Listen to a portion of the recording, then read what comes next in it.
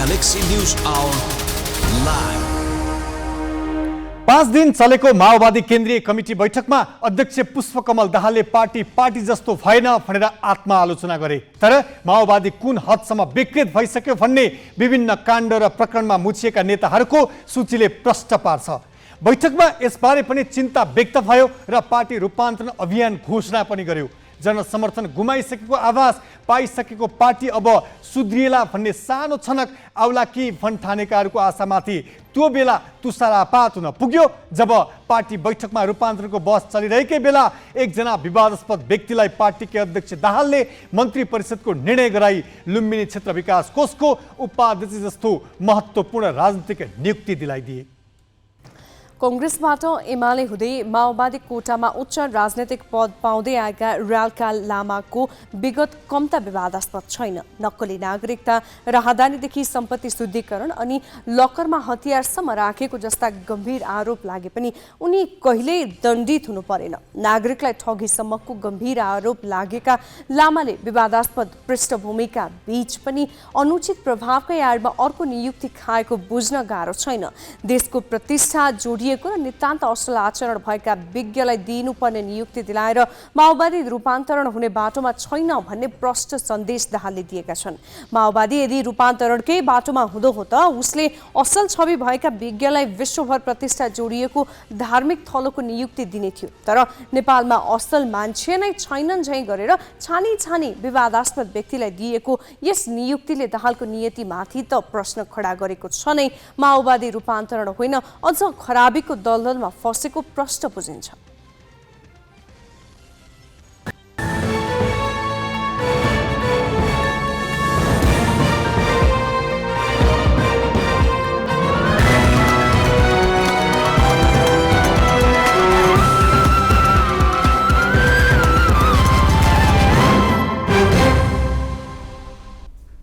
नमस्कार, यो हो गैलेक्सी न्यूज आवर। अब हेडलाइंस।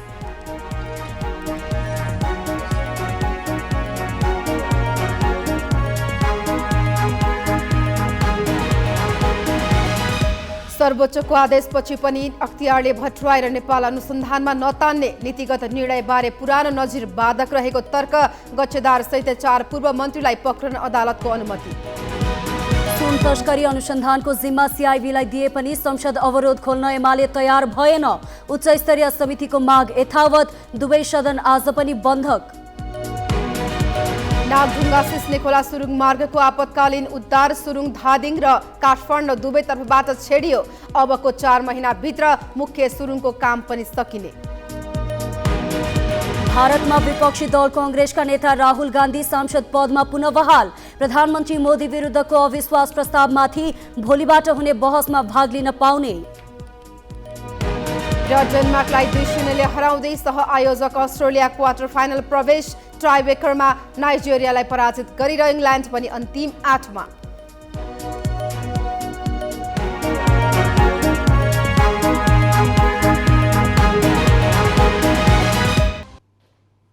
मन्त्री परिषदको बैठकको निर्णय अनुसार आइतबार 21 गते लुम्बिनी विकास कोषको उपाध्यक्षमा नियुक्त भएका ल्यार्का लामा विवादित छविका व्यक्ति हुन्।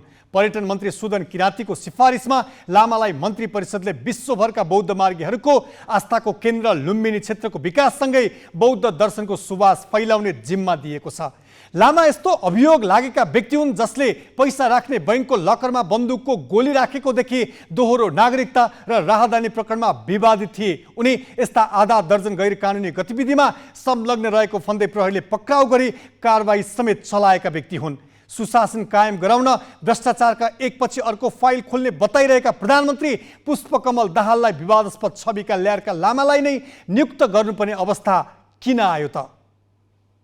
एउटा के डर लागिरहेको छ भने जब ठुलो राजनीतिक दलको नेता जब राजा महाराजाहरू यहाँ संलग्न हुन्छ लुम्बिनीमा एकदम डेन्जर स्थिति हुन्छ। जब ज्ञानेन्द्र राजा पूर्व राजा यहाँको समितिको उपाध्यक्ष के हुन्थ्यो पिपलको बोर बेचेर खाइदिए र अहिले प्रचण्डजी यहाँ निर्देशक समितिमा हुन्छ। यो अशोकका पिलर बेचेर खान्छ कि भनेर मलाई डर लागेको छ। यी तिनै व्यक्ति हुन् जसले 11 वर्ष अघि हालका प्रधानमन्त्री पुष्पकमल दाहाललाई आरोप लगाउँदै लुम्बिनीको अशोक स्तम्भ बेचेर खान सक्ने भनेर बीबीसी साझा सवाल कार्यक्रममा बोलेका थिए। तर समय यति बलवान भयो कि हाल उनै विवादित पृष्ठभूमिका लामाले दाहाल नै प्रधानमन्त्री भएको मन्त्री परिषद बैठकबाट बौद्ध धर्मावलम्बीको पवित्र स्थल लुम्बिनी क्षेत्रको विकास र बौद्ध दर्शन फैलाउने जिम्मेवारी पाएका छन्। लामाको राजनीतिक पहुँच यति प्रभावशाली छ कि यिनले काङ्ग्रेस, एमाले र माओवादीको भर्याङ चढेर शानदार सार्वजनिक पद बारम्बार पाइरहेका छन्। भारतबाट बौद्ध दर्शन सम्बन्धी अध्ययन गरेको दावी गर्ने लामालाई काङ्ग्रेसले 2058 सालमा गुम्बा व्यवस्था विकास समितिको अध्यक्ष पदमा नियुक्त गरेको थियो। त्यसको 6 वर्षपछि उनी एमाले प्रवेश गरी समानुपातिक सभासद मात्रै होइन, झलनाथ खनाल नेतृत्वको सरकारमा राज्य मन्त्री नै बन्न सफल भए। त्यही बेला दोहोरो नागरिकता र राहदानी प्रकरण बाहिरिएपछि मन्त्री पदबाट राजीनामा दिन बाध्य भएका थिए। उनीमाथि छानबिन गर्न पूर्व न्यायाधीश भोला प्रसाद खरेलको नेतृत्वमा न्यायिक आयोग नै गठन भएको थियो। आयोगले विदेशी राहदानी, रासन कार्ड र परिचय पत्रको आधिकारिकतामाथि प्रश्न त उठायो, तर थप अनुसन्धान भएन। यति धेरै विवाद हुँदा पनि लामाको राजनीतिक यात्रामा कुनै फरक परेन। पहिलो संविधान सभामा एमालेबाट सभासद बनेका उनी दोस्रो संविधान सभामा भने माओवादीबाट त्यो अवसर पाए। उनी सभासद बन्नु पूर्व 2070 कार्तिकमा माओवादी प्रवेश गरेका थिए। माओवादीको सिफारिसमा 2071 माघ 25 गते सभासद नियुक्त भएका थिए। त्यतिबेला पार्टी अध्यक्ष दाहालले केन्द्रीय समितिको निर्णय भनी झुक्क्याएर लामालाई सिफारिस गर्दा नेता कार्यकर्ता रुष्ट भएका थिए। माओवादी नेता प्रभु शाहले त विज्ञप्ति नै निकालेर दाहालको छलछाम र दुर्भाग्यको संज्ञा दिएका थिए। नगरकोटमा अनुमति बिना रुख काटेको आरोपमा भक्तपुर जिल्ला वन कार्यालयले पनि लामा विरुद्ध मुद्दा चलाएको थियो। राजनीतिक पहुँचकै आडमा उनी कुनै सजाय बिनै उम्किन सफल भए। त्यस्तै उनीमाथि दोहोरो नागरिकता र राहदानी प्रयोग गरेको आरोपमा पनि गहिरो अनुसन्धान भएन। 2073 फागुनमा उनको इन्भेस्टमेन्ट बैंकको लकरमा 14 थान गोली भेटिँदा समेत त्यसमा केही कारबाही भएन। केही दिनमै उनी धरौटीमा रिहा भएका थिए। त्यस्तै उनीमाथि 2073 वैशाखमा गैर कानुनी तवरले अकुत सम्पत्ति आर्जन गरेको भन्दै विशेष अदालतमा मुद्दा दायर भएको थियो। उनीमाथि 9 करोड 44 लाख 72 हजारको बिगो दावी गरिएको थियो। त्यस्तै मकाउ लैजाने भन्दै विभिन्न युवाबाट समेत मोटो रकम असुलेको आरोपमा उनलाई प्रहरीले पक्राउ गरी कारबाही चलाएको थियो। पछि उनी 30 लाख धरौटीमा छुटेका थिए। लामाले भने सोमबार काठमाडौँमा पत्रकार सम्मेलन गर्दै आफूमाथि लागेका सबै आरोपबारे अदालतबाट सफाई पाइसकेको र यहाँ दुधले नुहाएको कोही पनि छैन भन्दै सार्वजनिक चुनौती दिएका छन्। मिलन बुढाथोकी, ग्यालेक्सी फोके, काठमाडौँ।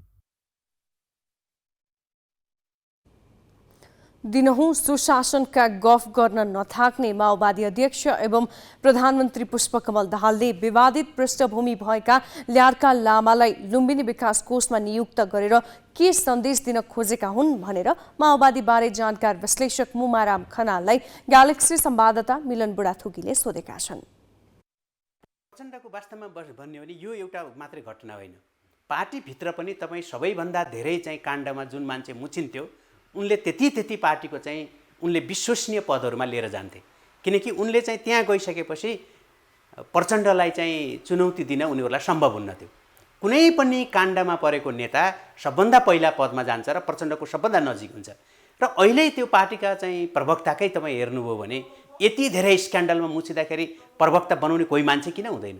सभामुखमा बनाउने मान्छे कोही किन हुँदैन? 5-5 पटक मन्त्री चाहिँ उनी मात्रै भएका छन् हैन? त्यसैले पटक पटक चाहिँ जुन माओवादी नेतृत्वमा सरकार बन्दाखेरि अवसरको लाभ लिएका छन् ती सबै पात्रहरूलाई एक एकजनाको तपाईँले केस स्टडी गर्नुभयो भने जति धेरै गल्ती गर्छ त्यति नै प्रचण्डको नजिक हुन्छ। र बाहिर पनि त्यही हो। त्यहाँ चाहिँ आर्थिक चाहिँ रूपमा प्रचण्डलाई सहयोग गर्नेहरू हैन, आर्थिक रूपमा चाहिँ अपचलनमा संलग्न भएका नेताहरू जो पार्टी नेतृत्वको प्रत्यक्ष निर्देशनमा अपचलन भएको छ र त्यस्तो चाहिँ राजस्वमाथिको अपचलन हैन हामीले चाहिँ अर्थमन्त्री हुँदाखेरि देखेका हौं र त्यस्तै विकास बजेटका अपचलनहरू हामीले उनकै ठेकदारहरूको देखेका हौं। त्यस्तै गएर भुटानी शरणार्थीसँगको चाहिँ प्रकरणमा चाहिँ यद्यपि उनीहरू भर्खरै एमालेमा गएका थिए ती चाहिँ स्क्यान्डलमा सबभन्दा बढी मुछिने रामबहादुर थापा र टोपबहादुर प्रचण्डका नजिकका मान्छेहरू हुन् भन्दाखेरि तपाईँ सबै प्रकरणहरू हेर्नुभयो भने ल्यार्का लामाको प्रकरणलाई मैले कुनै नौलो कुरा मान्दिनँ। उनले चाहे पार्टी बाहिरको होस् चाहे पार्टी भित्रको जब कुनै एउटा ठुलो स्क्यान्डलमा मुछिएको ठगीमा, अपराधमा, यौनमा यस्तो मान्छेहरूलाई पार्टीभित्रकालाई त सबैलाई संरक्षण गर्दै आइरहेका छन् भने पार्टी बाहिरका मान्छेको के कुरा थियो र होइन, र उनलाई त फेरि पार्टीमै उनले ल्याएका पनि छन् होइन। र अब उनी जसले ठुलो हतियारबाट चाहिँ मान्छेलाई चाहिँ एउटा कथित जनयुद्ध गरेर एउटा सामाजिक ध्वंस गरेर आएको छ, त्यो शक्तिलाई एउटा बन्दुक लुकायो भन्ने के, आफै चाहिँ 50औं ठगी प्रकरणमा सामेल छ र नक्कली भुटानी शरणार्थी बनाएर चाहिँ पठाउने काण्डमा चाहिँ समावेश छ, सुन काण्डमा समावेश छ होइन, विकास बजेटमा आफै अर्थमन्त्री भएर अपचलनमा समावेश हुन्छ। अनि त्यस्तो ठगी गर्नेहरूलाई बाहिरको ठग हो भनेर भन्नुको कुनै कारण के छ र भन्नु न। त्यसलाई मैले वास्तवमा भन्नुहुन्छ भने त्यो यति धेरै ती सबै चाहिँ अपचलनहरूलाई, सबै खालका भ्रष्टाचारहरूलाई, सबै खालका अपराधहरूलाई पचाउन सक्ने पार्टी हो क्या त्यो। त्यसमाले चाहिँ आफै त्यस्तो पृष्ठभूमि भएको र आफै त्यो स्क्यान्डलमा मुछिएका नेताहरूको त्यत्रो ठुलो पङ्क्ति छ त्यहाँभित्र, अनि बाहिर लार्का लामाको बारेमा किन चिन्ता गर्नु? त्यो पार्टी जस्तो छ त्यस्तै मान्छेलाई ल्याएको छ, पार्टीको जिम्मेवार निकायमा चाहिँ राख्छ। हिजो एमाले राख्यो, आज माओवादीले राख्छ, त्यसभन्दा अगाडि काङ्ग्रेसले राखेको थियो, त्यो सबैलाई थाहा छ कि होइन। त्यस कारणले चाहिँ यसलाई चाहिँ मैले माओवादीले उनलाई नियुक्ति गर्यो भन्दा मलाई आश्चर्य चाहिँ लाग्दैन। अब केही न्यूज संक्षेपमा। नागढुङ्गा सिस्नेखोला सुरुङ मार्गको आपतकालीन उद्धार सुरुङ ब्रेक थ्रू गरिएको छ। सोमबार धादिङ र काठमाडौँ दुवैतर्फबाट उक्त सुरुङको ब्रेक थ्रू गरिएको हो। यो सुरुङको कुल दूरी 2.557 किलोमिटर छ।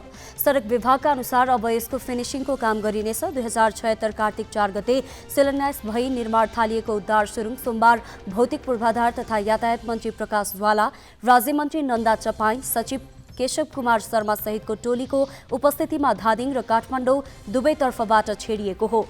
यसैगरी 2.5 किलोमिटर रहेको मुख्य सुरुङ मार्गको काम पनि 4 महिनामै सकिने परियोजनाले जनाएको छ। मुख्य सुरुङको काम अब 18% मात्र बाँकी छ। 2.6 किलोमिटर लम्बाइ रहेको मुख्य सुरुङको 506 मिटर मात्र अब खन्न बाँकी रहेको आयोजनाले जनाएको छ। माओवादी केन्द्रका अध्यक्ष पुष्पकमल दाहालले संसदमा प्रभावकारी भूमिका निभाउन पार्टीका सांसदलाई निर्देशन दिएका छन्। सिंहदरबारमा आज बसेको माओवादी केन्द्रको संसदीय दलको बैठकमा अध्यक्ष दाहालले संघीय संसदमा भूमिका थप प्रभावकारी बनाउन निर्देशन दिएको मुख्य सचेतक हितराज पाण्डेले जानकारी दिए। बैठकमा उपाध्यक्ष समेत रहेका उपप्रधान तथा गृहमन्त्री नारायण काजी श्रेष्ठले केन्द्रीय कमिटी बैठकको मूल भाव तथा संघीय संसदमा प्रतिनिधि सभा र राष्ट्रिय सभाका सांसदहरूले खेल्नुपर्ने भूमिकाबारे जानकारी गराएको पाण्डेको भनाइ छ। त्यसक्रममा श्रेष्ठले सरकारले संघीय शिक्षा विधेयक, निजामती कर्मचारी र प्रहरी सम्बन्धी विधेयक दर्ता गर्ने तयारीमा रहेको जानकारी गराए। संघीय संसदका संयुक्त र विषयगत समितिमा दलहरूबीच भागबण्डा मिलेको छ। राष्ट्रिय स्वतन्त्र पार्टी रासोपा र राष्ट्रिय प्रजातन्त्र पार्टी राप्रपालाई उपेक्षा गर्दै प्रमुख दलले समितिमा भागबण्डा गरेका हुन्। सहमति अनुसार नेपाली काङ्ग्रेसले 4, एमाले 3, माओवादी केन्द्रले 2 तथा जसपा, एकीकृत समाजवादी र जनमतले 1-1 वटा समितिको सभापति पाउनेछन्। प्रतिनिधि सभातर्फ 10 वटा, राष्ट्रिय सभातर्फ 4 र संयुक्त 2 वटा संसदीय समिति छन्। सहमति अनुसार एमाले राज्यका निर्देशक सिद्धान्त, नीति र दायित्वका कार्यान्वयन अनुगमन तथा मूल्याङ्कन समिति, सार्वजनिक लेखा समिति र महिला तथा सामाजिक मामिला समितिको नेतृत्व पाउनेछ। संसदीय सुनवाई समितिको सभापति काङ्ग्रेसले पाउने सहमति भइसकेको छ। बाँकी विषयगत समितिको नेतृत्वबारे शीर्ष नेताहरूबीच जारी छलफलबाट टुङ्गो लगाउने तयारी छ। सत्ता गठबन्धन र प्रमुख प्रतिपक्ष बीच समिति सभापतिमा भागभन्दा हुँदा रासोपा र राप्रपालाई भने बाइपास गरिएको हो। प्रतिनिधि सभामा रासोपाका 21 र राप्रपाका 14 सांसद छन्। नेकपा एकीकृत समाजवादीका अध्यक्ष तथा पूर्व प्रधानमन्त्री माधव कुमार नेपाल 2 साता लामो विदेश यात्रामा निस्किएका छन्। ललिता निवास घोटाला प्रकरणमा सर्वोच्च अदालतले नेपालसहित अर्का पूर्व प्रधानमन्त्री बाबुराम भट्टराईलाई पनि अनुसन्धानमा तान्न मार्ग प्रशस्त गरिदिएको 24 घण्टा पनि नहुँदै उनी विदेश भ्रमणमा निस्किएका हुन्। पार्टी सम्बद्ध प्रवासी नेपाली एकता मञ्चको कार्यक्रममा सहभागी हुन नेपाल आज बिहान जेनेभा उठेको उनको निजी सचिवालयले जनाएको छ। स्विजरल्यान्ड, स्पेन, क्रोएसिया र बेलायतमा हुने कार्यक्रमका लागि सहभागी भएर अध्यक्ष नेपाल भदौ 1 गते स्वदेश फर्कनेछन्। उनको अनुपस्थितिमा पार्टीको कामको संयोजन गर्न उपाध्यक्ष बेदुराम भूषालाई कार्यवाहक अध्यक्षको जिम्मेवारी दिएको छ। सर्वोच्च अदालतले हिजो मात्रै ललिता निवास जोगका अनियमितता प्रकरणमा नेपाललाई पनि अनुसन्धानको दायरामा ल्याउन सरकारका नाममा परमादेश जारी गरेको थियो।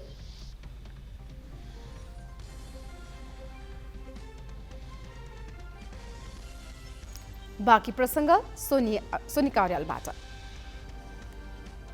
संसदीय गतिरोध अन्त्यका लागि भन्दै सभामुख देवराज घिमिरेले गरेको प्रयास असफल भएको छ। झण्डै 1 क्विन्टल सुन तस्करी प्रकरणलाई लिएर प्रमुख प्रतिपक्षी नेकपा एमाले संघीय संसदका दुवै सदनमा अवरोध कायम राखेपछि सभामुख घिमिरेले शीर्ष नेतालाई छलफलमा बोलाएका थिए। तर सोमबार 2 चरणमा भएको छलफलमा समेत समिति गठनको मागबाट एमाले पछि नहटेपछि प्रतिनिधि सभाको बैठक पनि सूचना टाँसेर स्थगित भयो। 10 गतेदेखि सुन तस्करी प्रकरणमा उच्च स्तरीय छानबिन समिति माग गर्दै प्रमुख प्रतिपक्षी नेकपा एमाले संसद अवरोध गर्दै आएको छ। यसबीचमा सत्तापक्ष र प्रतिपक्ष बीच अनेक कुराकानी र छलफल भए पनि मत मिलेन। पछिल्लो पटक साउन 16 गते सूचना टाँसेर स्थगित भएको प्रतिनिधि सभाको बैठक सोमबार दिउँसो 1 बजे बस्ने गरी तोकिएको थियो। माओवादी केन्द्रको केन्द्रीय कमिटी बैठक रहेकाले पनि बैठक केही दिन पर धकेलिएको थियो। सदनको अवरोध खुलाउन यसबीचमा सभामुख देवराज घिमिरेले दलका नेताहरूसँग छुट्टा छुट्टै संवाद पनि गरेका थिए। तर ती कुनै संवादमा एमाले आफ्नो अडानबाट हट्न चाहेन। न सरकारले नै एमालेको मागमा सकारात्मक प्रतिक्रिया जनायो। त्यसैले पनि सोमबार संसद बैठक बस्छ भन्ने कुनै आधार थिएन। त्यसैले सभामुख घिमिरेले संसद बैठक सुरु हुने समय अघि 3 दलका शीर्ष नेतालाई कुराकानीका लागि बोलाए। दिउँसो 12 बजेदेखि सिंहदरबारमा सुरु भएको छलफल लामै चल्यो। तर कुरा मिल्दै मिलेन। एमाले अडान नछाडेपछि प्रधानमन्त्री दाहालले 1 घण्टाको समय मागेर विषयलाई समाधान गर्ने बाटो खोज्छु भनेपछि छलफल केही समयका लागि स्थगित भयो। हाउस प्रभावकारी ढङ्गले अगाडि बढोस्, गतिरोध अन्त्य होस् भन्ने कुरामा अहिले भर्खरको छलफलसम्म सरकार तयार नभएको देखिन्छ। तथापि पनि एउटा सकारात्मक कुरा के हो भने केही समय हामीले 1 घण्टा फेरि थप आन्तरिक छलफल गर्ने, सरकार पक्षधरहरूले गठबन्धनको तहमा उहाँहरूले छलफल गर्नुहुनेछ। के आउनेछ, हाम्रा मागका विषय उहाँहरूले के धारणा ल्याउनुहुनेछ, 1 घण्टा समय माग गर्नुभएको छ। नेताहरू बीच कुरा नमिल्दा प्रतिनिधि सभा बैठक बस्ने समय 4 बजेका लागि सारिएको थियो। त्यसबीचमा संसद भवन नयाँ बानेश्वरमा अन्य सांसदहरू पुगिसकेका थिए। त्यसैले नेताहरू बानेश्वरमै छलफलमा जुटे। तर त्यहाँ पनि कुरा मिलेन र सभामुख घिमिरेले बैठक मङ्गलबारसम्मका लागि स्थगित गरिदिए। तर यसरी बैठक स्थगित हुनुमा दलहरूले भने एक अर्कालाई आरोप लगाएका छन्। आज हामीले जे कुरा राख्यौँ, सरकारले अहिले पनि अडान राख्यो कि उच्च स्तरीय छानबिन समिति बनाउन अहिले आवश्यक छैन, यसमा प्रतिपक्षले सहयोग गरिदिनु पर्यो भन्ने उहाँहरूको माग छ। यसमा हामीले भन्यौँ सरकारले यस प्रकारको पोजिसन लिएर बस्नु जरुरी छैन। यो सरकारको तस्करहरूलाई नियन्त्रण गर्ने, कारबाही गर्ने यो प्रक्रियालाई सहयोग पुर्याउनका लागि नै वास्तवमा हामीले उठाएको मुद्दाले सहयोग पुग्छ। यसमा तपाईँहरू नडराउनुहोस् भन्दाखेरि होइन, यसमा केही समय दिनुहोस्, भोलि हामी छलफल गरेर निष्कर्ष निकाल्छौँ भन्ने भएपछि आजको बैठक रोकियो। यो सरकार पक्षकै आग्रहबाट रोकियो। यो प्रतिपक्ष फेरि एउटा तपाईँमा भ्रम नजाओस्। साथै लचिलो ढङ्गले सदन खोलौँ भनेर प्रधानमन्त्रीले प्रस्ताव गर्नुभयो। प्रमुख प्रतिपक्ष दलको तर्फबाट हामी आयोग गठन बिना अहिले जान सक्दैनौँ, खोल्न सक्दैनौँ भने र सरकारले अहिले एउटा सरकारको निकाय जो प्रतिस्पर्धी छ, सक्षम छ, त्यसले अनुसन्धान गरिराखेको बेला बिचमै अर्को आयोग गठन गरेर यसलाई अल्मल्याउने खालको काम हुन सक्दैन। किनभने अहिले जति पनि भ्रष्टाचार विरुद्धका कारबाही छन्, तस्करी लगायतका सुशासनसँग सम्बन्धित विषयहरू छन्, त्यसमा सरकार इमान्दारीपूर्वक विरुद्धपूर्वक अगाडि बढिरहेको छ। त्यसमा प्रतिपक्ष दलले या कुनै पनि दलले शङ्का गर्न आवश्यक छैन, शङ्का गर्ने ठाउँ छैन। सोमबार 2 पटक बस्दा पनि नजुटेको सहमतिका लागि मङ्गलबार बिहान पुनः बालुवाटारमा बैठकको आयोजना गरिएको छ। तर अहिलेसम्म दुवै पक्ष एक अर्काप्रति लचक छैनन्। प्रतिपक्षले राज्यकै संयन्त्रले गरिरहेको अनुसन्धानमाथि विश्वास नगर्दा संसद निरन्तर बन्धक भइरहेको छ। सृजना घिमिरे, ग्यालेक्सी 4K, काठमाडौँ। सुन तस्करीको बारेमा छानबिन गर्न उच्चस्तरीय समिति गठनको माग गर्दै नेकपा एमाले आजको राष्ट्रिय सभाको बैठकमा पनि अवरोध गर्यो, जसका कारण बैठक कार्यसूचीमा प्रवेश गर्नै सकेन। बैठक सुरु भए लगतै एमाले सांसदहरूले उठेर विरोध जनाएका थिए। त्यसपछि अध्यक्ष गणेश प्रसाद तिमल सिन्हाले एमाले सांसद दिल कुमारी रावललाई बोल्न समय दिए। सरकारले गरिरहेको छानबिन मुख्य दोषीसम्म नपुग्ने भन्दै उच्च स्तरीय छानबिन समिति नबनेसम्म एमाले सदन चल्न नदिने सांसद रावलको भनाइ थियो। नेपालको सुरक्षा उदाङ्ग भएको छ, अन्तर्राष्ट्रिय जगतमा नेपालीको छवि धुलिल भएको छ, स्वाभिमानी नेपालीहरूको शिर निहुरेको छ।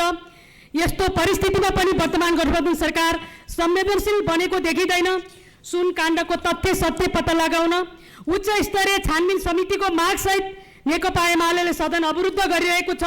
यस्तो सरकार गम्भीर छैन। उच्च स्तरीय छानबिन समिति किन भन्ने सन्दर्भ पनि आउन सक्छ। सुन तस्करसँग सरकारको सम्बन्ध छ भन्ने कुरा दर्जनौं तथ्यले पुष्टि गर्दछ। 11 महिनामा 22,000 किलोभन्दा बढी शङ्कास्पद सामान भित्रिएको कुरा आएको छ, जसमध्ये 15,000 किलो शून्य रहेको भन्ने समाचार पनि छ। सरकार संलग्नता बिना यस्तो कार्य सम्भव हुन सक्छ? कदापि हुन सक्दैन। त्यसैले सरकारले गर्ने छानबिनले आफैलाई दोषी करार गर्ने आँट गर्छ भन्ने विश्वास नेपाली जनताले गर्न सकिरहेका छैनन्। त्यसकारण पनि निष्पक्ष छानबिन गर्न उच्च स्तरीय समितिको आवश्यक छ भनेर हामीले भनिरहेका छौँ। प्रमुख प्रतिपक्षले उठाएको यो सवाल राष्ट्रिय सुरक्षासँग जोडिएको सवाल, हाम्रो अन्तर्राष्ट्रिय सम्बन्धसँग जोडिएको सवाल, आज तस्करीको केन्द्र बनिरहेको त्रिभुवन विमानस्थलका सुरक्षा निकायसँग जोडिएको आज त्यत्रो सुन कुइन्टलका कुइन्टल सुन चाहिँ तस्करी भइरहँदा सुरक्षासँग जोडिएका मान्छेहरू आइरहेका हुनाले म फेरि पनि सम्माननीय अध्यक्ष ज्यू मार्फत सरकारले उच्च स्तरीय छानबिन आयोग यो सुन तस्करीसँग जोडिएर उच्च स्तरीय छानबिन समिति निर्माण नहुँदासम्म नेकपा एमालेको यो सदन अवरुद्ध गर्ने कार्य निरन्तर रहने बेहोरा जानकारी गराउन चाहन्छु। धन्यवाद। आँखा पाक्ने समस्या बढ्न थालेपछि दाङको गढवा गाउँपालिकाले संस्थागत विद्यालयहरू एक साताका लागि बन्द गराएको छ। विद्यार्थीमा आँखा चिलाउने, आँखाबाट पानी चुहिने, आँखा रातो हुने तथा आँखा पाक्ने समस्या बढ्दै गएको भन्दै 14वटा संस्थागत विद्यालय आजदेखि साउन 28 गतेसम्मलाई बन्द गरिएको हो। गढवा गाउँपालिकामा सामुदायिक, संस्थागत र धार्मिक गरी 48वटा विद्यालय छन्। अन्य विद्यालय पनि केही दिनलाई बन्द गर्ने तयारी गढवाको छ। दाङमा मात्रै दैनिक 1200 बढी आँखाका बिरामीको उपचार हुने गरेको छ। सरुवा रोग भएकाले पनि एकैपटक धेरै जनामा सर्न सक्ने भन्दै चिकित्सकहरूले बताएका छन्। आँखाका बिरामी बढेसँगै औषधिको समेत अभाव हुने गरेको छ। यस्तै पोखरामा पनि आँखा पाक्ने समस्याका कारण अस्पतालमा दिनहुँ 600 जना बिरामी आउने गरेको चिकित्सकहरूले बताएका छन्। व्यापारिक कम्प्लेक्सहरूले ग्राहकसँग पार्किङ शुल्क उठाउने बाटो खुलेको छ। उच्च अदालत पाटनले सोमबार गरेको अल्पकालीन आदेशमा काठमाडौँ महानगरपालिकासँग लिखित जवाब माग गरेको छ। यसअघि महानगरले निजी व्यापारिक कम्प्लेक्सले ग्राहकसँग पार्किङ शुल्क लिन नमिल्ने निर्णय गरिदिएको थियो। उक्त निर्णय विरुद्ध अदालत पुगेका व्यवसायीको रिटमाथि सुनवाई गर्दै सोमबार न्यायाधीश राजेन्द्र खरेलको एकल इजलासले काठमाडौँ महानगरपालिकासँग लिखित जवाफ माग्दै साउन 30 गते दुवै पक्षलाई अन्तरिम आदेशका लागि छलफलमा बोलाएको हो। साउन 30 सम्म व्यापारिक कम्प्लेक्सभित्र रहने पार्किङ स्थलहरूमा पार्किङ शुल्क लिने सम्बन्धमा कुनै हस्तक्षेप नगर्न काठमाडौँ महानगरपालिकाका नाममा अल्पकालीन अन्तरिम आदेश दिएको हो। भारतीय कांग्रेस आएका नेता राहुल गान्धी सांसद पदमा पुनः बहाल भएका छन्। लोकसभाका महासचिवले उनको सांसद पद सोमबार पुनर्बहाल भएको घोषणा गरेका हुन्। पुनर्बहाली लगत्तै राहुल संसद भवन पुगेर महात्मा गान्धीको शालिगमा फूल चढाएका थिए। कांग्रेसका नेताहरूले खुसियालीमा लड्डु बाँडेर खाएका थिए। भारतको सर्वोच्च अदालतले मानहानि सम्बन्धी मुद्दामा गान्धीमाथि भएको 2 वर्ष कैद सजायको कार्यान्वयनमा शुक्रबार रोक लगाएसँगै उनको सांसद पद पुनर्बहाल भएको हो। सुरत जिल्ला अदालतले गान्धीमाथि मानहानि मुद्दामा 2 वर्षको कैद सजाय सुनाएको थियो। उक्त आदेश लगत्तै लोकसभाले उनलाई सांसद बन्न अयोग्य घोषणा गरेको थियो। भारतको संसदमा भोलिबाट प्रधानमन्त्री नरेन्द्र मोदी विरुद्धको अविश्वासको प्रस्तावमा बहस हुँदैछ। बहसमा गान्धी पनि भाग लिन पाउनेछन्। बाँकी प्रसङ्ग नवराज पाण्डेबाट। सर्वोच्च अदालतले ललिता निवास जग्गा घोटाला प्रकरणमा मन्त्री परिषदका निर्णयकर्तालाई समेत अनुसन्धानमा तान्न आदेश दिए पनि त्यस आदेशका भरमा अख्तियार दुरुपयोग अनुसन्धान आयोगले पुनः फाइल खोल्न नसकिने जनाएको छ। खास गरी पूर्व प्रधानमन्त्रीहरू माधव कुमार नेपाल र बाबुराम भट्टराईलाई भ्रष्टाचार अभियोग नै नलगाई उन्मुक्ति दिइसकेको अख्तियारले उनीहरूमाथि पुनः अनुसन्धानका लागि सर्वोच्चले बेग्लै निर्णय गर्नुपर्ने र नीतिगत निर्णय सम्बन्धी यसअघिको नजिर पनि उल्ट्याउनु पर्ने आवश्यकता औल्याएको छ। यही प्रकरणमा कृत्य र सङ्गठित अपराध सम्बन्धी अनुसन्धानका लागि भने नेपाल प्रहरीको केन्द्रीय अनुसन्धान ब्युरो सिआइबीले पूर्व उपप्रधानमन्त्री विजय कुमार गक्षदार सहित 4 राजनीतिज्ञ विरुद्ध अदालतबाट पक्राउ अनुमति पाएको छ। प्रहरीको केन्द्रीय अनुसन्धान ब्युरो सिआइबीले 1.5 वर्ष अघि नै बुझाएको अनुसन्धान प्रतिवेदन अपुरो रहेको भन्दै जिल्ला सरकारी वकिलको कार्यालय काठमाडौँले फिर्ता गरेको थियो। त्यस पश्चात सिआइबीले दोहोर्याएर ललिता निवासको फाइल अदालतमा पुर्याएको छैन। अनुसन्धानका क्रममा उक्त प्रकरणमा जोडिएका व्यक्तिलाई प्रहरीले नियन्त्रणमा लिने क्रम जारी छ।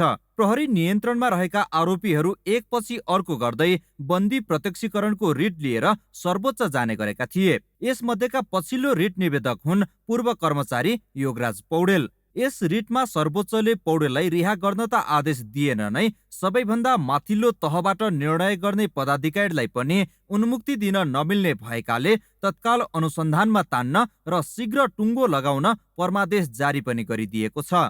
सर्वोच्चको निर्णयले अब तदारुकताका साथ काम अघि बढाउन सिआइबीलाई दबाव परेको छ। 2066, 67 र 69 मा गरी मन्त्री परिषदका 4वटा बैठकबाट बालुवाटारको केही सरकारी जग्गा व्यक्तिका नाममा हुने गरी निर्णय भएको पाइएको छ। त्यसबेला माधव कुमार नेपाल र बाबुराम भट्टराई प्रधानमन्त्री थिए।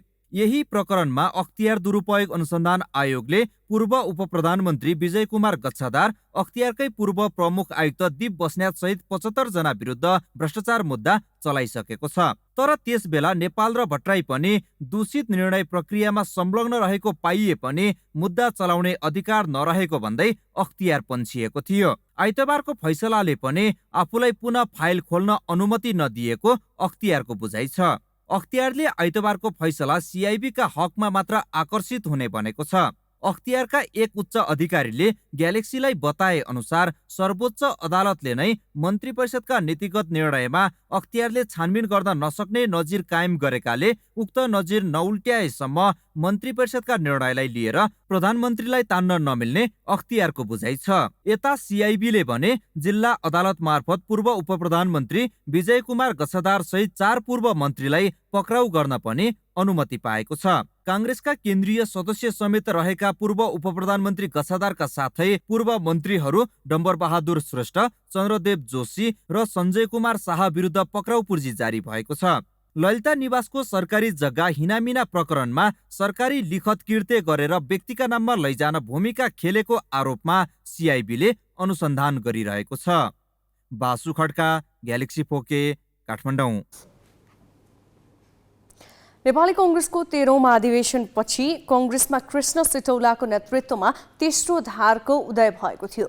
14औं महाधिवेशनसम्म आइपुग्दा यो समूह एकीकृत रहन सकेन र स्वयं सिटौला संस्थापन समूहमा विलय भएका थिए। भर्खरै सम्पन्न केन्द्रीय कार्य समितिको बैठकमा 2082 सालभित्रै महाधिवेशन गर्ने विषयले प्रवेश पाए लगत्तै सिटौला पार्टीभित्र पुनः आफ्नो अस्तित्वको खोजीमा लागेका छन्। 2078 मङ्सिरमा सम्पन्न नेपाली कङ्ग्रेसको 14औं महाधिवेशनमा आफ्नो समूहलाई एकीकृत राख्न नसकेका काङ्ग्रेस नेता कृष्णप्रसाद सिटौला त्यस यता कमै मात्र सार्वजनिक कार्यक्रममा देखा परेका छन्। पार्टीको आन्तरिक राजनीतिबारे उति साह्रो टिप्पणी पनि गर्दैनन्। गत महाधिवेशनको केही अघि हालका महामन्त्री गगन थापाले उनको साथ छोडेपछि सभापतिमा उम्मेद्वार नबनी आफ्नो समूहका प्रदीप पौडेललाई महामन्त्रीको रूपमा उम्मेद्वार बनाउँदै संस्थापन पक्षतिर लागे। यस समूहको संस्थापन समूहमा विलयपछि काङ्ग्रेसमा तेस्रो धारको अस्तित्व नै रहेन। महाधिवेशनमा महामन्त्रीका उम्मेद्वार बनेका पौडेल अहिले उनको समूहमा छैनन्। तर महाधिवेशनको 1.5 वर्षभन्दा बढी समयपछि यो समूह आफ्नो अस्तित्व पुनः स्थापित गर्ने गरी एकीकृत हुन थालेको छ। सिटौलाले पार्टीमा आफ्नो शक्ति देखाउन आइतबार काठमाडौँमा आफूपक्षीय जनप्रतिनिधिको भेला बोलाउँदै संविधान कार्यान्वयनमा जनप्रतिनिधिको भूमिका विषयक अन्तर्क्रिया नै गराए। संविधान केका लागि निर्माण गर्यो भने जनतालाई सहजीकरण बनाउनको लागि निर्माण गर्यो। त्यो निर्माण गरिसकेपछि संविधानमा सबैलाई अधिकार छ।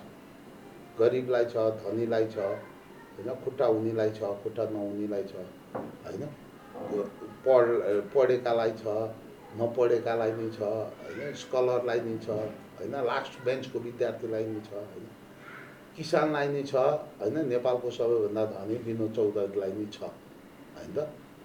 तर त्यो किन कार्यान्वयन भइरहेको छैन? 8 वर्ष भयो नि त, है। त्यो विचारको मन्थन गर्न सुरु भयो। अब त्यसलाई तपाईँ कृष्ण सिटौलाको समूह भन्नुहुन्छ भने हो, हामी कृष्ण सिटौलाको समूह। आफ्ना पक्षका देशभरका जनप्रतिनिधि सहित नेता कार्यकर्ता उपस्थित भएको कार्यक्रममा सिटौलाले भने केही बोलेनन्। उनले केवल जनप्रतिनिधिका अभिव्यक्ति सुनेर मात्र बसे। संविधानको कार्यान्वयनमा जनप्रतिनिधिको भूमिका विषयक अन्तर्क्रिया गरेका सिटौला तिनै नेता हुन् जसले आफू निकट उद्धव थापालाई कोशी प्रदेशको मुख्यमन्त्री बनाउनु पर्ने अडान लिएपछि सत्ता गठबन्धनले संविधानकै उल्लङ्घन गरेको बात झेल्नु परेको थियो र मुख्यमन्त्री नियुक्तिको प्रक्रिया नै दोहोर्याउनु परेको थियो। पार्टीको आन्तरिक राजनीतिमा देउबा कोइरालाको निकट र गगन थापाको उदाउँदो शक्तिका कारण ओझेलमा पर्न थालेपछि सिटौलाले आफ्नो अस्तित्व रक्षाका लागि सक्रिय त भएका छन्, तर उनी निकट धेरै नेताले साथ छोडिसकेकाले पुरानै शक्ति फर्काउन भने निकै सकस्त हुने देखिन्छ। गगन थापा हुँदाखेरिको जुन 13 महाधिवेशन पछिको जुन उहाँको बार्गेनिङ हैसियत थियो त्यो त छैन नै। त्यसका बावजुद पनि अहिले त्यो देउबालाई पार्टी सभापतिलाई तर्साइराख्नको लागि उहाँले चाहिँ केही कुरा मसँग पनि केही थोरै स्ट्रेन्थ छ, थोरै 5-10% जति छ, त्यो चाहिँ त्यसको रिकगनाइज गर्नुपर्छ भनेको उहाँले अब भावी पोलिटिक्समा उहाँको स्पेस के हुनेदेखि उहाँका फलोअरको स्पेस के हुने त्यसको लागि चाहिँ उहाँले स्ट्रेन्थ सो गरेको होइन। फेरि काङ्ग्रेस जस्तो पार्टीमा यो जति पनि गुट उपगुटहरू छन् बन्छन् त्यहाँ केही न केही विचारधाराहरू छन्, त्यसले पार्टीलाई नयाँ तरङ्ग दिइरहेको हुन्छ। यी पौडेलको अनुपस्थितिमा उहाँले पुरानो शक्ति सञ्चय गर्न सक्नुहुन्न, किनकि उहाँ पनि अब चाहिँ रिटायरिङ फेजमा हुनुहुन्छ, होइन। त्यो रिटायरिङ फेज अगाडि आफ्नो गुटलाई चाहिँ गुटमा रहेका जति साथीहरूले साथ दिएका थिए उनीहरूको व्यवस्थापन गर्ने दिशामा चाहिँ उहाँले यो अन्तिम कोसिस गरेको हुनुपर्छ।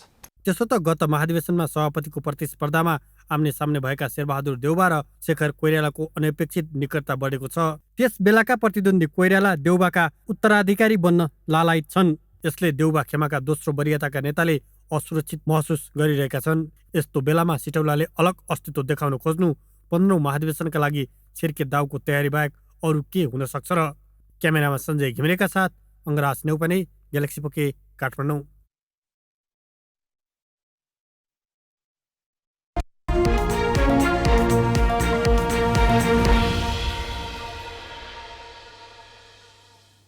बिहानैदेखि राति अबेरसम्म खुल्ने सटरहरू अहिले प्राय बन्द छन्। बन्द सटरको बाहिरपट्टि लेखिएको हुन्छ टु लेट, अर्थात् सटर भाडामा छ।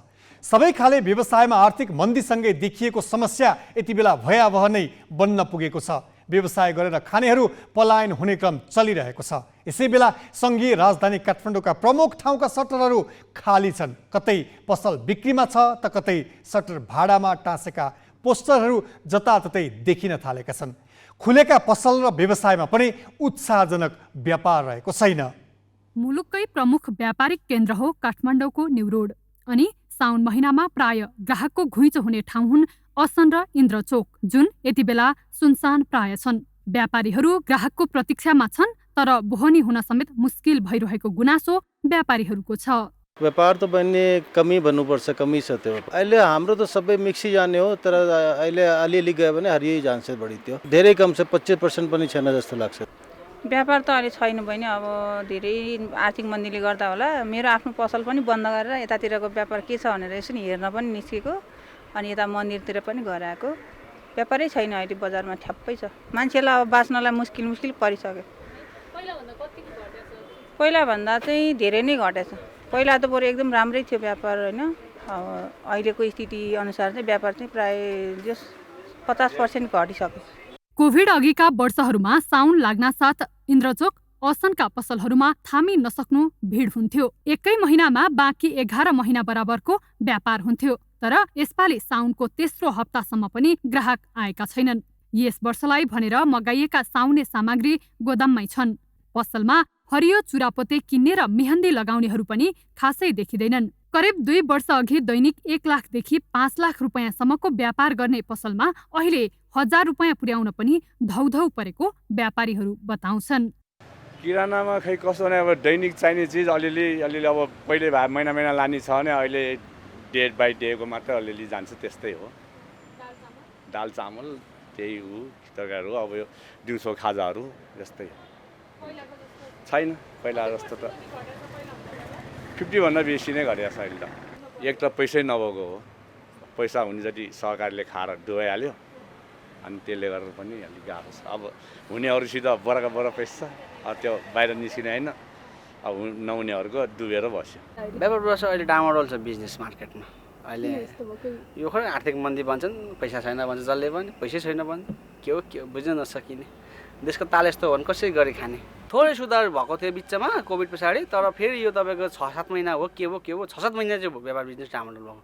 त्योभन्दा अगाडि त यसो सन्तोषजनकै थियो। पर्यटकको बाक्लो चहल पहल हुने ठमेल र दरबार मार्गको पनि स्थिति उस्तै छ। ठूलठूला पर्यटकीय होटल भएको र पर्यटक लक्षित अन्य वस्तु र सेवाको कारोबार हुने यस क्षेत्रमा विदेशी पर्यटकहरू अहिले फाट्टफुट्ट मात्र देखिन्छन्। यहाँ पनि धेरैले व्यवसाय छाडेर हिँडेपछि सटर भाडामा भन्ने ब्यानर र पोस्टर यत्रतत्र देखिन थालेका छन्। खुलेका पसल र व्यवसायमा पनि आशा लाग्दो व्यापार छैन। ग्राहकको प्रतीक्षामा बसेका व्यवसायी ब्याङ्कको ब्याज र सटर भाडा तिर्न समेत नसकेको दुखेसो पुग्छन्। 100मा अहिले त त्यही 12-13% मात्रै व्यापार, सबै डाउन छ। शनिबार पहिला त घचाघची हुन्थ्यो, राम्रो व्यापार हुन्थ्यो, अहिले त छैन। शनिबार त बोनी गर्न पनि गाह्रो, सबै खाली छ, सुनसान छ, मन्दी लागिरहेछ। त्यही हो। अब त्यस्तै ग्राफ त्यस्तै झरिरहेछ कि। अब कस्तो छ भने अब पोहोर साल 100 भएको थियो भने 100मा 75 भएको थियो भने अब हामीले के सोचिरहेको थियो यो वर्ष 80 हुन्छ भनेको त 75बाट सिधै 50मा झरेछ कि। ग्राफ तल घट्दै गइरहेछ। अब हेरौँ, अब आजसम्म त्यस्तो छ, भोलि पर्सि हुनसक्छ कि यो पिक लिन सक्छ कि भनेर अब आशा गर्छु बिजनेसमा। कोभिड पछि मात्र 25% भन्दा बढी व्यवसायी पलायन हुँदा पनि सरकारले उचित व्यवस्थापनमा चासो नदेखाएको उनीहरूको गुनासो छ। उद्योगीको मनोबल घटेको छ। राष्ट्रिय व्यवसाय महासंघका अनुसार मुलुकभर 30 देखि 35% सटर खाली भएका छन्। भएका उद्योग व्यवसाय जीवित राख्न सकिन्छ कि सकिँदैन भनेर धेरै व्यवसायीको चिन्ता छ। क्यामेरामा सञ्जय घिमिरेका साथमा सृष्टि पराजुली, ग्यालेक्सी फोके, काठमाडौँ।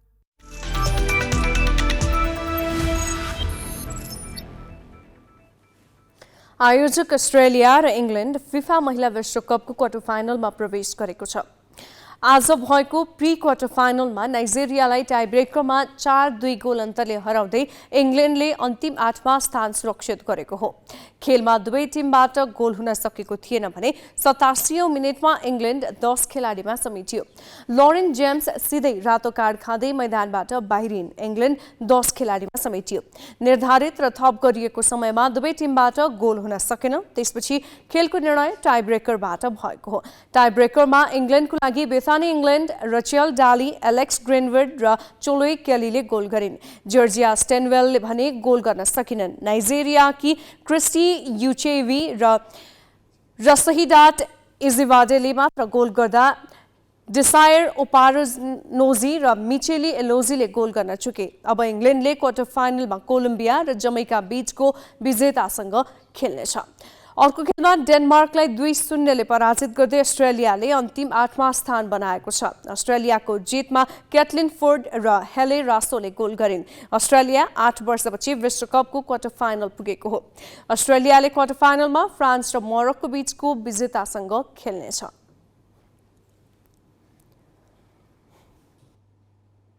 एएफसी कपको प्रारम्भिक छनौट अन्तर्गत पहिलो प्लेअफमा नेपालको मच्छिन्द्र क्लबले भोलि भुटानको लिग च्याम्पियन पारो फुटबल क्लबको सामना गर्दैछ।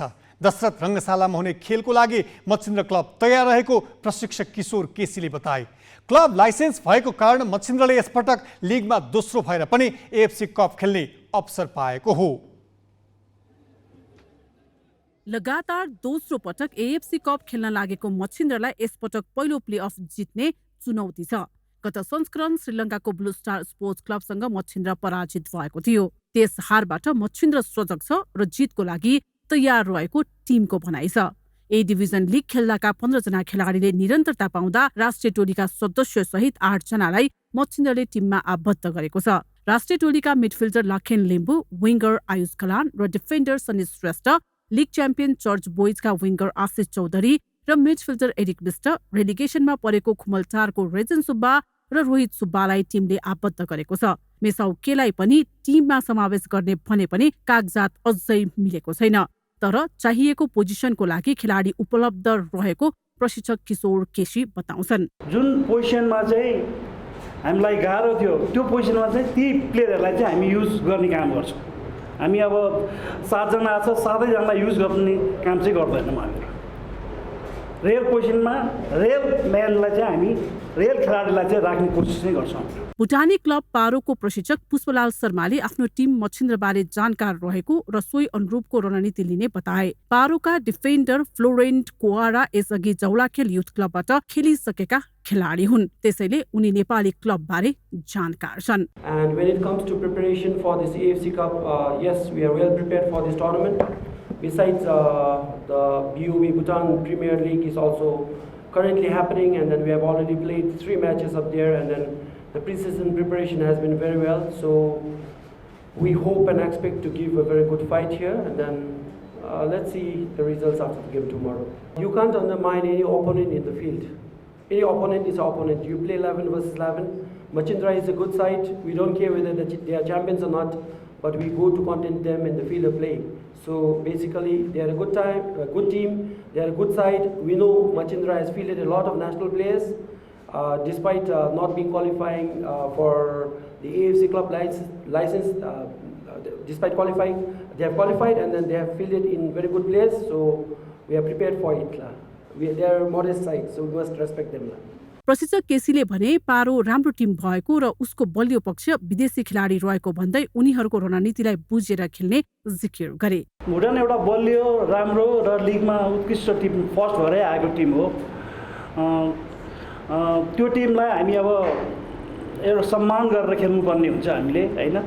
उनीहरूको रणनीतिहरू हामीले बुझेको छौँ, हैन। अब जस्तो उनीहरूको अलिकति मलाई कहाँ चाहिँ फरेनर प्लेयरमै उनीहरूले आशा गरिरहेको छन्। फरेनर प्लेयर जुन चाहिँ हाम्रो काजु हो, अनि दाङ, अनि त्यसपछि आएर इभान, यी 3टा प्लेयर चाहिँ अलिकति धेरै नै मुस्किल पार्न सक्छ यिनीहरूलाई। यिनीहरूलाई हामीले रोक्ने कामहरू गर्नै पर्ने हुन्छ र हाम्रो रणनीति चाहिँ 3-3-4 हामी खेल्छौँ। हाम्रो रणनीति चाहिँ उनीहरू चाहिँ डिफेन्डिङ गर्दा 1-4-1-4 सिस्टममा चाहिँ आउने गर्छन्। अब त्यसलाई ब्रेकअप हामीले गर्नुपर्ने छ हाम्रो टिमले। चौथो पटक एएफसी कप खेल्न लागेको अनुभवी खेलाडी तथा कप्तान विशाल श्रेष्ठले भने जित्नको लागि खेल्ने र यो खेल जिते क्लब फुटबल विकासको लागि सहयोग पुग्ने बताए। उनले मनाङबाट सन् 2019 मा चेन्नई एफसी, अफगानी र मिनोर्वा पन्जाबसँग समूह चरणका खेल खेलेका थिए। अघिल्लो संस्करण मच्छिन्द्र प्ले अफबाट बाहिरिँदा पनि विशाल नै गोल रक्षक थिए। नेपालमा अब लिग सकेपछि फुटबल एक्टिभिटी एकदम कम छ, हजुरलाई थाहा नै छ। मोफसल अब त्यो मोफसलमा अलिअलि हुने। सो क्लबको अहिले लिग पनि हाम्रो 2 month 2.5 को भयो, खासै त्यति दर्शकहरू पनि आउनु भएन। सो भोलि अब हाम्रो इभिनिङ म्याच पनि छ, सो सबैजना फ्री पनि हुने टाइम पनि हुन्छ। सो यसले गर्दा चाहिँ अझ हामीले राम्रो खेलेर हामीले जित्यौँ भने यसले चाहिँ हामी नेपाली फुटबल, समग्र नेपाली फुटबललाई नै अलिकति भए पनि पुस गर्नलाई चाहिँ हेल्प गर्छ जस्तो लाग्छ। शहीद स्मारक ए डिभिजन लिगको च्याम्पियन चर्च बोइज युनाइटेडले एएफसी क्लब लाइसेन्स नपाएको कारण दोस्रो भए पनि मच्छिन्द्रले यो अवसर पाएको हो। पारो एफसीलाई जिते मच्छिन्द्रले 16 अगस्तमा मोहन बगान सुपर जायन्टको सामना गर्नेछ। उक्त खेल जिते 22 अगस्तमा हुने प्लेअफको फाइनलमा क्लब इगल्स र ढाका अफगानी बीचको विजेतासँग मच्छिन्द्रले खेल्नेछ। अब केही समयपछि अर्थात् 9 बजे कार्यक्रम जीवेत लिएर आउनेछौँ।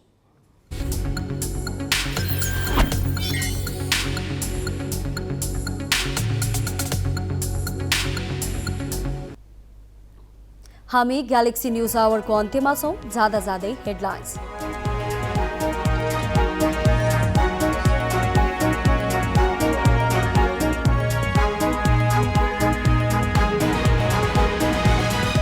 सर्वोच्चको आदेशपछि पनि अख्तियारले भट्टराई र नेपाललाई अनुसन्धानमा तानेन। नीतिगत निर्णयबारे पुरानो नजिर बाधक रहेको तर्क। गच्छदार सहित 4 पूर्व मन्त्रीलाई पक्रन अदालतको अनुमति। सुन तस्करी अनुसन्धानको जिम्मा सिआइबीलाई दिए पनि संसद अवरोध खोल्न एमाले तयार भएन।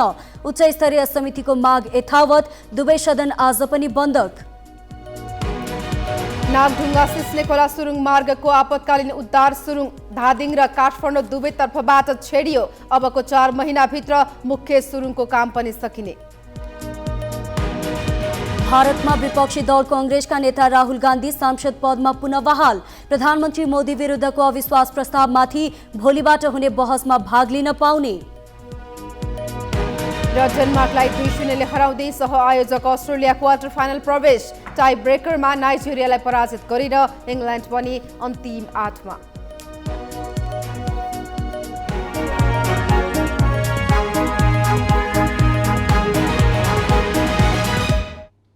आजलाई ग्यालेक्सी न्यूज आवर सकियो। नमस्ते।